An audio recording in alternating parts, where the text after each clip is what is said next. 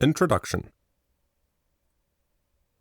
The time traveller, for so it will be convenient to speak of him, was expounding a recondite matter to us. His pale grey eyes shone and twinkled, and his usually pale face was flushed and animated. The fire burnt brightly, and the soft radiance of the incandescent lights in the lilies of silver caught the bubbles that flashed and passed in our glasses. Our chairs, being his patents, embraced and caressed us, rather than submitted to be sat upon, and there was that luxurious after-dinner atmosphere, when thought runs gracefully free of the trammels of precision. And he put it to us in this way, marking the points with a lean forefinger, as we sat and lazily admired his earnestness over this new paradox, as we thought it, and his fecundity. You must follow me carefully. I shall have to controvert one or two ideas that are almost universally accepted. The geometry, for instance, they taught you at school, is founded on a misconception. Is not that rather a large thing to expect us to begin upon? Said Philby, an argumentative person with red hair. I do not mean to ask you to accept anything without reasonable ground for it. You will soon admit as much as I need from you. You know, of course, that a mathematical line, a line of thickness nil, has no real existence. They taught you that. Neither has a mathematical plane. These things are mere abstractions. That is all right, said the psychologist. Nor, having only length, breadth, and thickness, can a cube have a real existence. There I object, said Philby. Of course a solid body may exist. All real things. So most people think. But wait a moment. Can an instantaneous cube exist? Don't follow you, said Philby. Can a cube that does not last for any time at all have a real existence? Philby became pensive. Clearly, the time traveller proceeded, any real body must have extension in 4 directions. It must have length, breadth, thickness, and duration. But through a natural infirmity of the flesh, which I will explain to you in a moment, we incline to overlook this fact. There are really 4 dimensions, 3 which we call the 3 planes of space, and a 4th, time. There is, however, a tendency to draw an unreal distinction between the former 3 dimensions and the latter, because it happens that our consciousness moves intermittently in one direction, along the latter, from the beginning to the end of our lives. That, said a very young man, making spasmodic efforts to relight his cigar over the lamp, that, very clear indeed. Now, it is very remarkable that this is so extensively overlooked, continued the time traveller, with a slight accession of cheerfulness. Really, this is what is meant by the 4th dimension, though some people who talk about the 4th dimension do not know they mean it. It is only another way of looking at time. There is no difference between time and any of the 3 dimensions of space, except that our consciousness moves along it. But some foolish people have got hold of the wrong side of that idea. You have all heard what they have to say about this 4th dimension. I have not, said the provincial mayor. It is simply this, that space, as our mathematicians have it, is spoken of as having 3 dimensions, which one may call length, breadth, and thickness, and is always definable by reference to 3 planes, each at right angles to the others. But some philosophical people have been asking why 3 dimensions particularly? Why not another direction at right angles to the other 3? And have even tried to construct a 4-dimensional geometry. Professor Simon Newcomb was expounding this to the New York Mathematical Society only a month or so ago. You know how on a flat surface, which has only 2 dimensions, we can represent a figure of a 3-dimensional solid. And similarly, they think that by models of 3 dimensions, they could represent one of 4. If they could master the perspective of the thing. See? I think so, murmured the provincial mayor. And, knitting his brows, he lapsed into an introspective state, his lips moving as one who repeats mystic words. Yes, I think I see it now, he said after some time, brightening in a quite transitory manner. Well, I do not mind telling you, I have been at work upon this geometry of 4 dimensions for some time. Some of my results are curious. For instance, here is a portrait of a man at 8 years old, another at 15, another at 17, another at 23, and so on.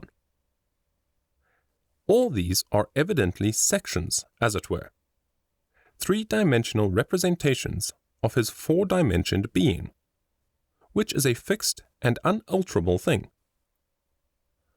Scientific people, proceeded the time traveller, after the pause required for the proper assimilation of this, know very well that time is only a kind of space.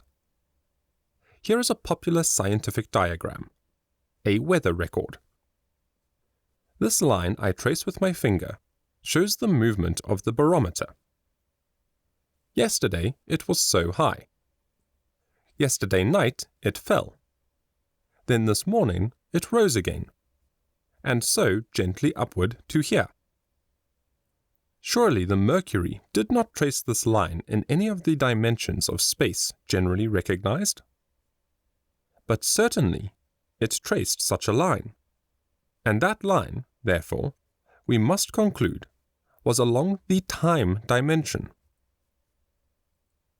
But, said the medical man, staring hard at a coal in the fire, if time is really only a 4th dimension of space, why is it, and why has it always been, regarded as something different? And why cannot we move in time as we move about in the other dimensions of space? The time traveller smiled. Are you so sure we can move freely in space? Right and left we can go, backward and forward freely enough, and men always have done so. I admit we move freely in 2 dimensions. But how about up and down? Gravitation limits us there. Not exactly, said the medical man. There are balloons. But before the balloons, save for spasmodic jumping and the inequalities of the surface, man had no freedom of vertical movement. Still, they could move a little up and down, said the medical man. Easier, far easier down than up. And you cannot move at all in time. You cannot get away from the present moment. My dear sir, that is just where you are wrong. That is just where the whole world has gone wrong. We are always getting away from the present moment. Our mental existences, which are immaterial and have no dimensions, are passing along the time dimension with a uniform velocity from the cradle to the grave. Just as we should travel down if we began our existence 50 miles above the Earth's surface. But the great difficulty is this, interrupted the psychologist. You can move about in all directions of space, but you cannot move about in time. There is the germ of my great discovery.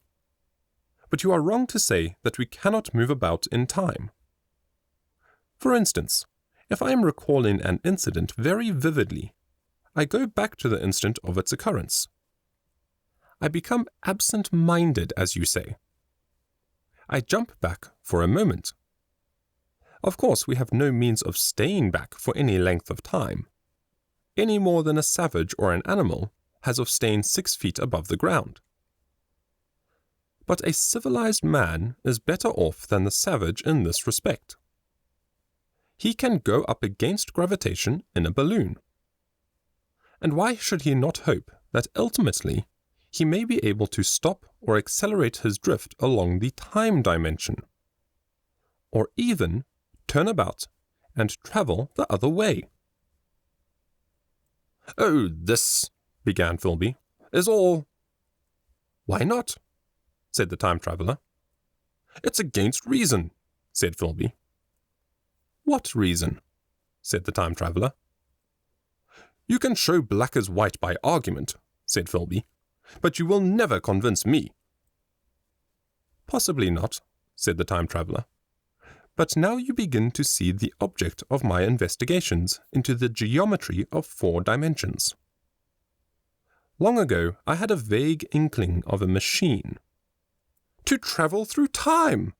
exclaimed the very young man. "That shall travel indifferently in any direction of space and time as the driver determines." Philby contented himself with laughter. "But I have experimental verification," said the time traveller. "It would be remarkably convenient for the historian," the psychologist suggested. "One might travel back and verify the accepted account of the Battle of Hastings, for instance." "Don't you think you would attract attention?" said the medical man. "Our ancestors had no great tolerance for anachronisms."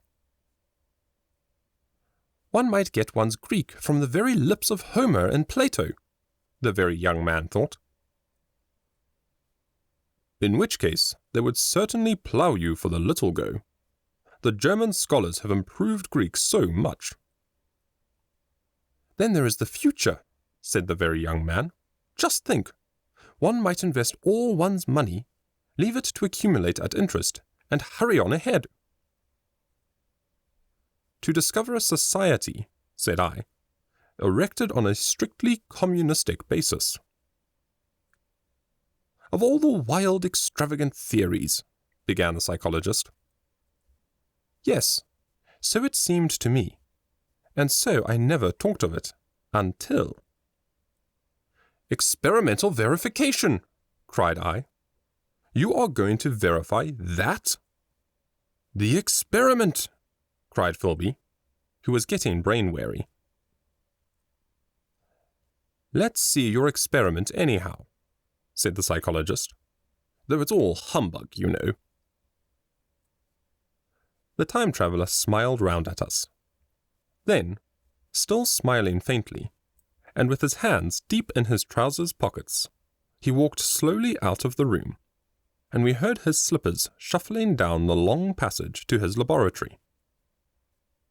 The psychologist looked at us. "I wonder what he's got." "Some sleight-of-hand trick or other," said the medical man. And Philby tried to tell us about a conjurer he had seen at Burslem. But before he had finished his preface, the time traveller came back, and Philby's anecdote collapsed.